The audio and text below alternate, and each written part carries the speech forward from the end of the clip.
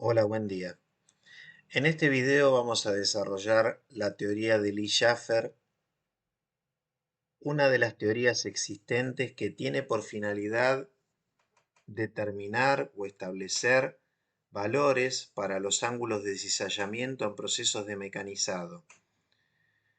Esta teoría tiene la particularidad de hacer un uso combinado del círculo de Moore y de elementos de la teoría de plasticidad como son los campos de línea de deslizamiento.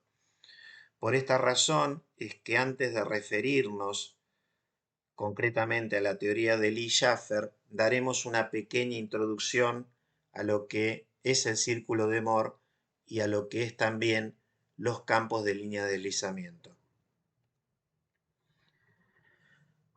En esta imagen podemos observar el cubo elemental de tensiones asociado a un punto P interior de un cuerpo sujeto a fuerzas exteriores que como consecuencia de las mismas reacciona internamente mediante tensiones que se pueden, digamos, clasificar en dos tipos: tensiones longitudinales o normales sigma y tensiones tangenciales o de corte tau. La tensión resultante en un punto se describe en realidad por 9 componentes, 3 tensiones normales sigma y 6 tangenciales tau. Estas tensiones es posible reducirlas a solamente 3 si se conocen las direcciones principales, es decir, la ubicación, la posición de aquellos planos en los cuales las tensiones tangenciales son 0. Muy a menudo es necesario conocer el valor de estas tensiones principales, y una idea importante que queremos remarcar es que representan las tensiones máximas que podemos encontrar en una pieza. Con relación específica, las tensiones tangenciales siempre ocurren de a pares, es decir, si hay una tau xi, habrá una tau ix, por cuanto toda tensión de corte causa una tensión complementaria para mantener el equilibrio rotacional. Como consecuencia de lo que estamos comentando es que de las 9 tensiones, solo 6 son independientes.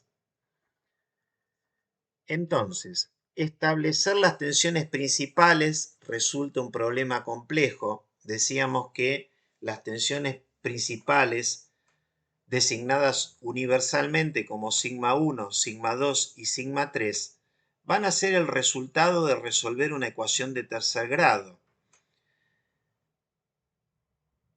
Esa ecuación puede ser consultada en libros de resistencia de materiales, en libros de estabilidad, por citar algunos, los de los autores Feodosiev, Flies o Sealy Smith. Sin embargo, y por suerte, la mayoría de las veces la posición de al menos uno de los planos principales es conocida, y de esta forma un problema de 3 dimensiones se transforma en uno de 2 dimensiones, de modo tal que la posición de los dos planos restantes se van a determinar del conjunto de planos perpendiculares al conocido. Volvemos ahora sobre nuestro cubo elemental, pero en este caso sujeto solamente a tensiones principales, concretamente sigma 1 paralela al eje X y sigma 3 paralelo al eje Z. Lo que vamos a hacer es analizar la condición de equilibrio en un prisma triangular que surge de seccionar el cubo elemental mediante la utilización de un plano inclinado, siendo el plano inclinado un ángulo θ concretamente. Entonces vamos a continuar con el esquema de la derecha y lo que vamos a hacer es proyectar todas las fuerzas actuantes en el prisma sobre los ejes que coinciden con los vectores sigma y tau. Es decir, como en cualquier plano y en forma general, habrá una tensión normal sigma y una tensión tangencial o de corte tau. Entonces, si por ejemplo nos enfocáramos en el caso de la tensión normal, ¿no? La tensión normal sigma multiplicada por el área de la sección donde está o del plano donde está aplicado sería sigma por el lado inferior mide diferencial I y el lado inclinado mide diferencial Z sobre coseno de tita. Muy bien. ¿A qué va a ser igual esto? Va a ser igual a la proyección de sigma 1 en la dirección de sigma, eso será sigma 1 coseno de tita, multiplicado por el área, que es diferencial Z diferencial I. Y a esto habrá que sumarle la proyección de sigma 3, que en este caso será multiplicada por seno de tita, por el área donde está aplicada sigma 3, que mide diferencial I y este segmento cortito, diferencial Z tangente de tita. Trabajando de la misma manera, se puede desarrollar la ecuación 27 y lo que se ve a primera vista es que en todos los términos de ambas ecuaciones aparece diferencial I por diferencial Z de manera tal que se va a simplificar.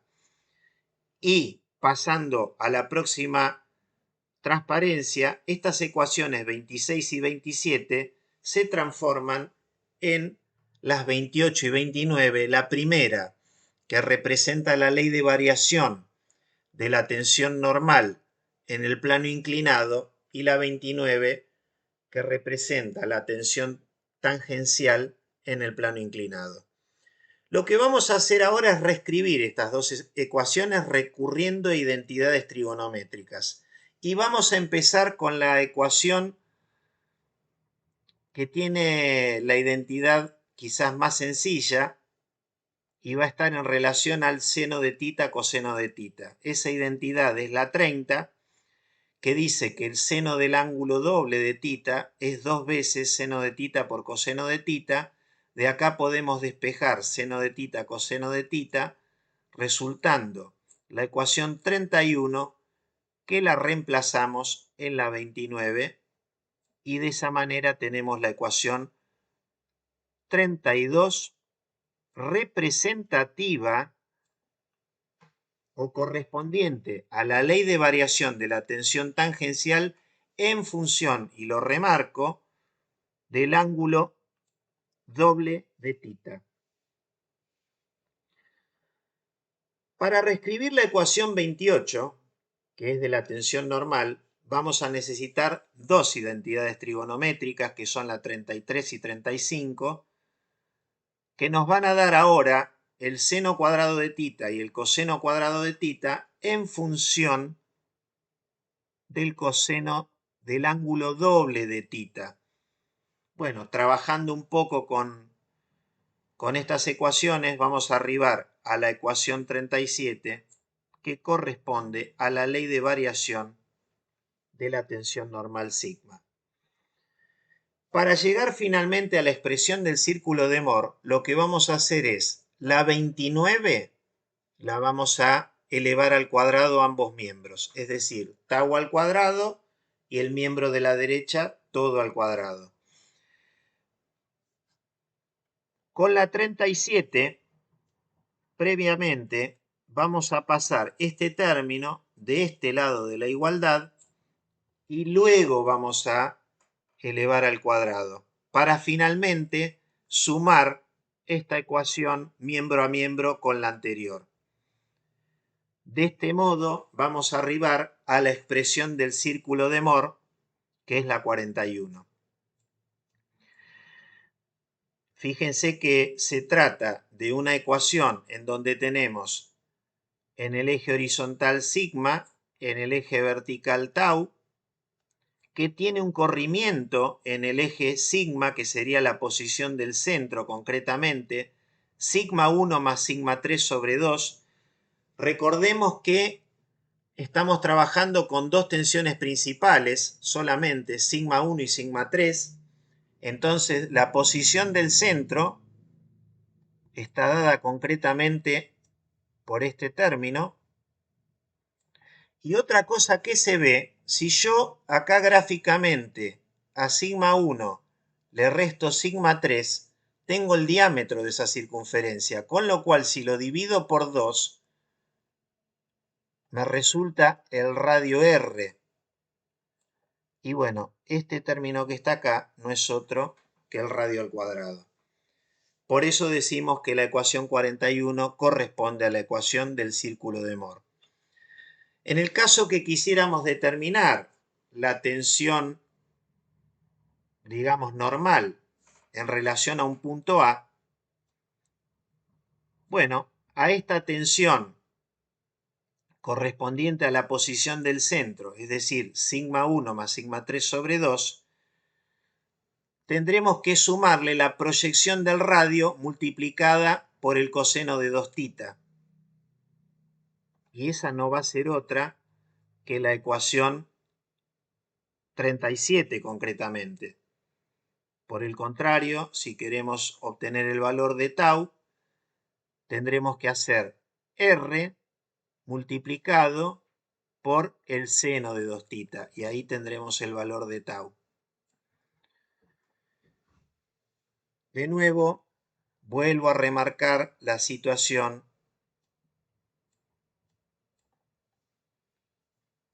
que en las ecuaciones aparece el ángulo doble del ángulo de inclinación de nuestro plano inclinado. No nos olvidemos de esa cuestión. Bueno, habiéndonos referido al círculo de Moore, vamos a hacerlo ahora al método de campos de línea de deslizamiento. En inglés se dice Slip Line Field o SLF. Este método consiste en una solución gráfica que establece el flujo plástico en el interior del material que se está procesando. Concretamente, vamos a ver que hay una cuña de viruta en los procesos de mecanizado. Para nuestros propósitos es importante reconocer que el flujo plástico es esencialmente un proceso de corte, y esto ya lo hemos analizado cuando nos referimos a la teoría de Merchant y Ernst, y estos investigadores nos decían que para que el corte se produzca o para que ocurra la transformación del material de partida en viruta, en el plano de cizallamiento la tensión tangencial tiene que ser máxima. Entonces, un proceso de arranque de viruta es un proceso esencialmente de corte provocado por esta tensión tangencial. El método SLF tiene la limitación que solamente permite resolver problemas de deformación plana, que sería el caso de un corte ortogonal, como todas las teorías que venimos desarrollando, y las líneas de deslizamiento constituyen un diagrama de 2 dimensiones que nos van a mostrar las direcciones de las tensiones tangenciales máximas en cada punto del cuerpo que se está deformando. Ya me anticipo y les digo que en el modelo de Lee Schaffer, y como ya lo sabemos de la teoría de Merchant y Ernst, sobre o la línea representativa del plano de cizallamiento corresponde a una de estas líneas de deslizamiento, es decir, una línea en la cual la tensión tangencial es máxima.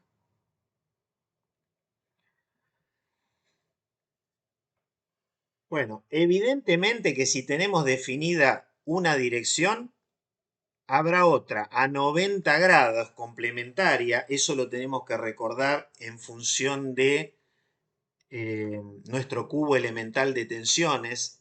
Ahí habíamos visto que las tensiones tangenciales son complementarias, y si tenemos una máxima en un plano, a otros 90 grados con la anterior tendremos otra máxima.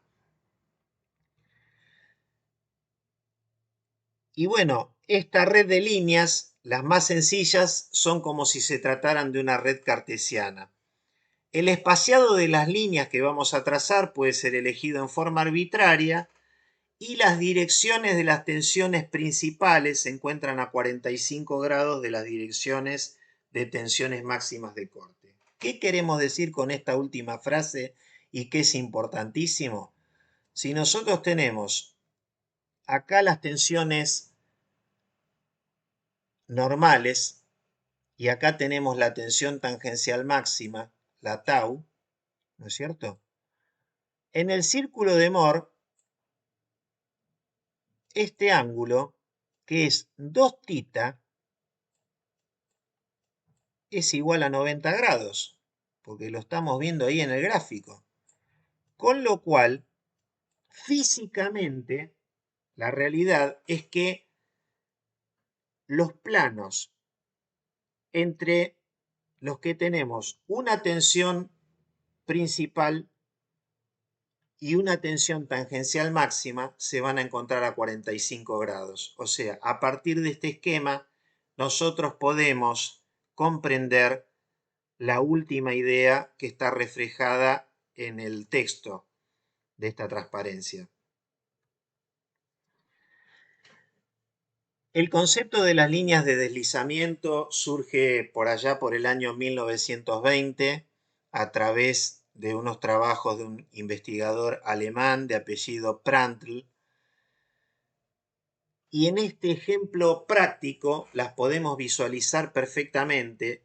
Este ejemplo lo que nos está mostrando es una probeta que fue una probeta, perdón, de bronce al aluminio con 10% de aluminio comprimida, y en ella se produce una zona interior, que es esta que estoy remarcando acá, donde se pueden visualizar las líneas de deslizamiento concretamente.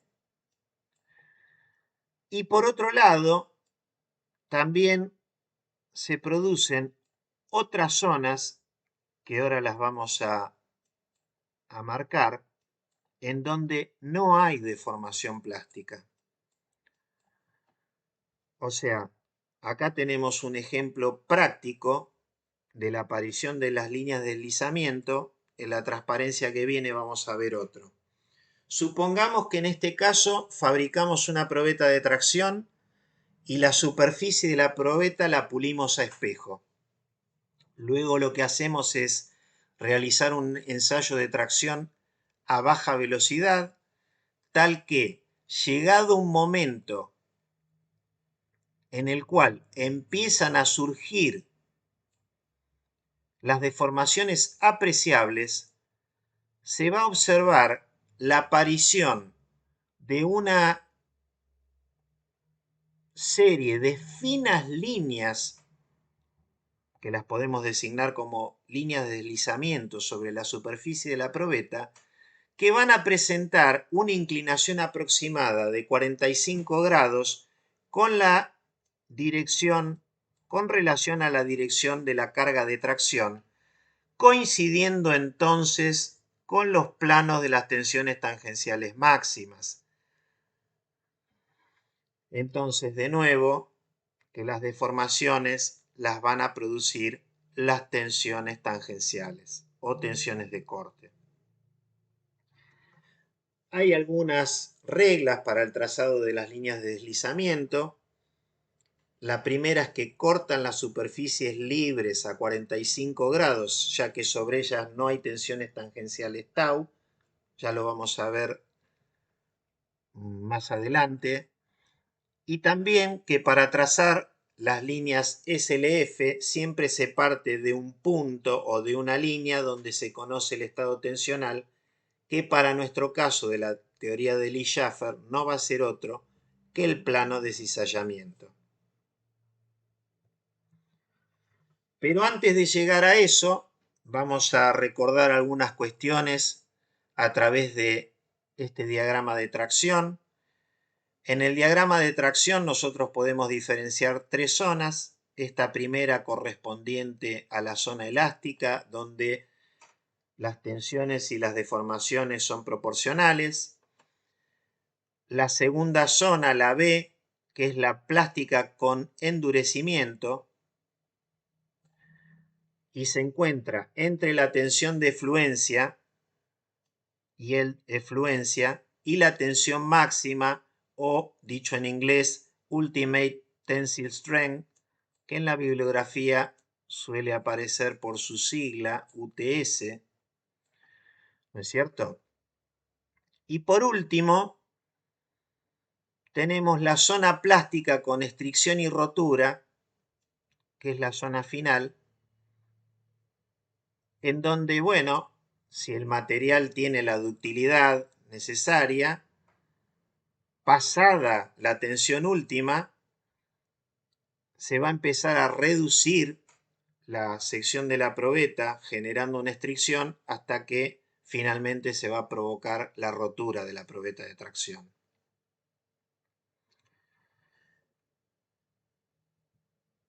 En la zona B se ajusta muy bien el modelo de Holomon representado por la ecuación 20, en donde este exponente es lo que se denomina el coeficiente de endurecimiento.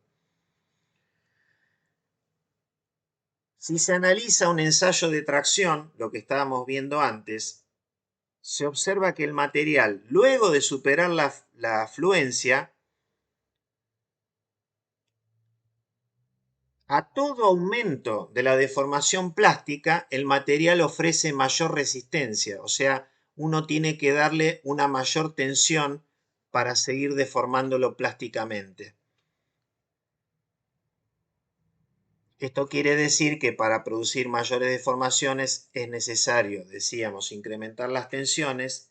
Se dice entonces en este sector del diagrama de tracción que el material endurece por deformación y esto en inglés se dice strain hardening. Concretamente es lo que sucede con la viruta, que salvo en el caso de estar mecanizando un acero, se haya superado la temperatura de recristalización y no se utilicen fluidos de corte, la viruta va a ser siempre más dura que el material que le dio origen por el endurecimiento por deformación plástica. Seguimos con Holomon, reiterando que esta ecuación solamente tiene validez a partir de estar por encima de la tensión de fluencia y hasta llegar a la tensión máxima o tensión última o UTS como vimos en el diagrama anteriormente, es decir, solamente se puede aplicar a la zona B del diagrama de tracción. Bueno, allá habíamos visto un diagrama real de tracción, pero en la mayoría de las veces y con la finalidad de simplificar el trabajo matemático para representar el comportamiento plástico de los metales, se suelen considerar modelos de tensión-deformación para materiales ideales, como es el caso del diagrama de tensión que tenemos en esta transparencia, que corresponde a un material rígido, es decir, es un material que no tiene un sector elástico, sino que ni bien lo empezás a deformar, alcanzaste la fluencia y a medida que lo vas deformando, la tensión se mantiene constante, por lo cual no hay endurecimiento. Estas cuestiones las introducimos porque también van a ser utilizadas en la teoría de Lee Schaffer.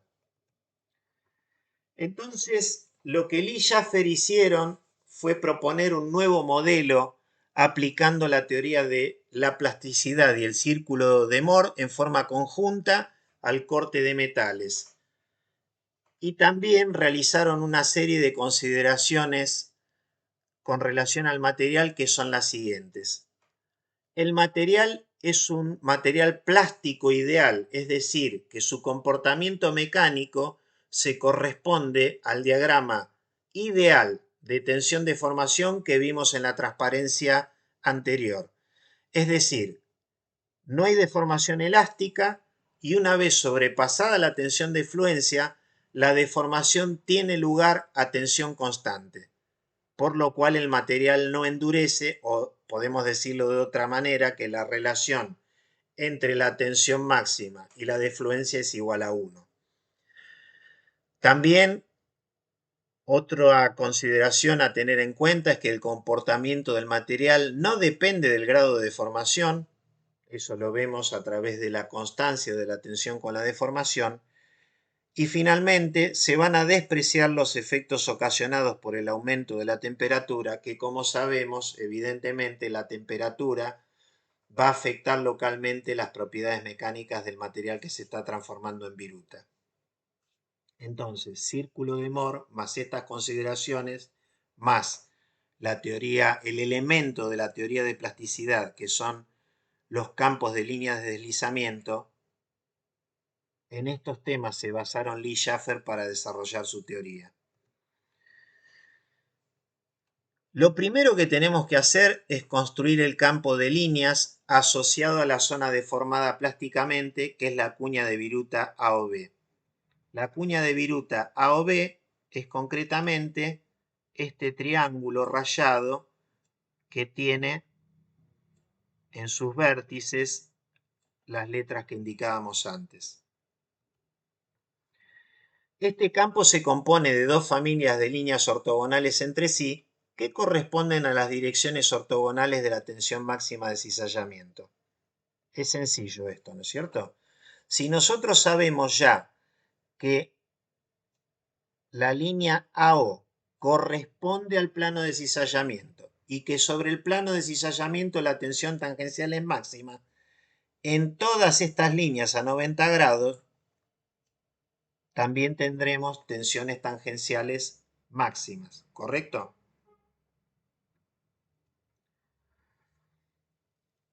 Entonces, según el círculo de Moore, en planos a 45 grados con respecto a aquellos de tensión tangencial máxima, actúan las tensiones principales sigma 1 y sigma 2.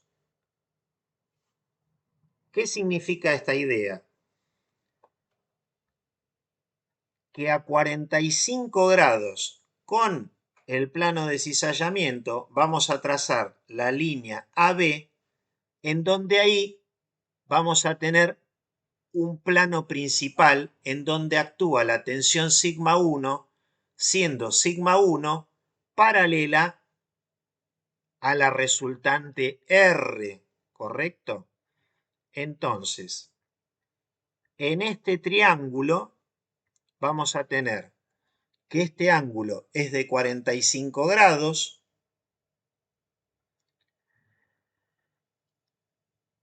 la dirección de la fuerza normal, acá la fuerza F de rozamiento y la fuerza normal definen el ángulo de rozamiento ρ y se componen para dar la resultante R. R es paralela a sigma 1, entonces,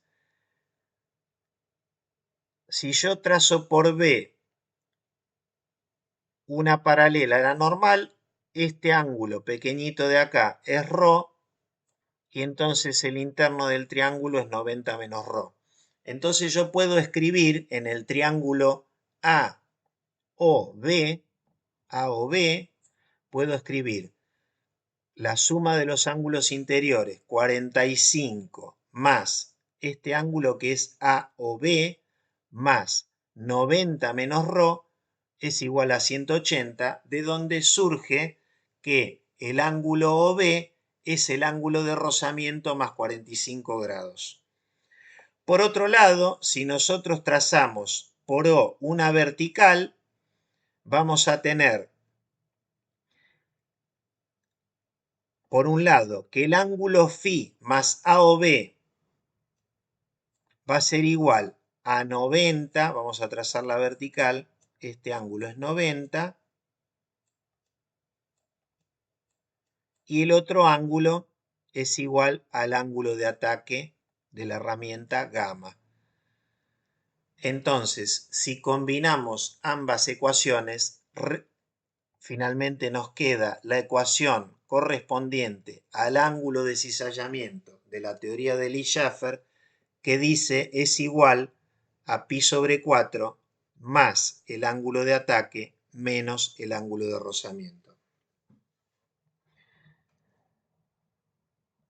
Para hacer un ejemplo práctico, utilizando esta ecuación, es que trabajamos con la tabla que ustedes conocen, con los valores experimentales de la tesis de grado de Ingo Essel, en donde mecanizando un acero IC 2L14, es decir, un acero de corte libre, a 3 velocidades de corte y en cada velocidad de corte a 3 avances, midieron los valores de la fuerza de corte y las fuerzas de avance y luego, con una metodología que ya fue explicada en clase, se determinaron sucesivamente el ángulo de rozamiento con el ángulo de rozamiento y aplicando la fórmula de Lee-Schaffer, el valor de phi, y luego la resultante, la fuerza en el plano de cizallamiento, el valor de tau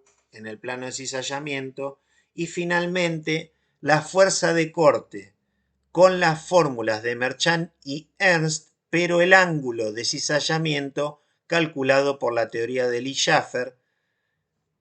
Finalmente, la última columna, que es la diferencia porcentual, podemos observar que entre los valores experimentales y los valores teóricos tenemos una diferencia positiva máxima de un 10,8% y negativa máxima de un menos 5,1%.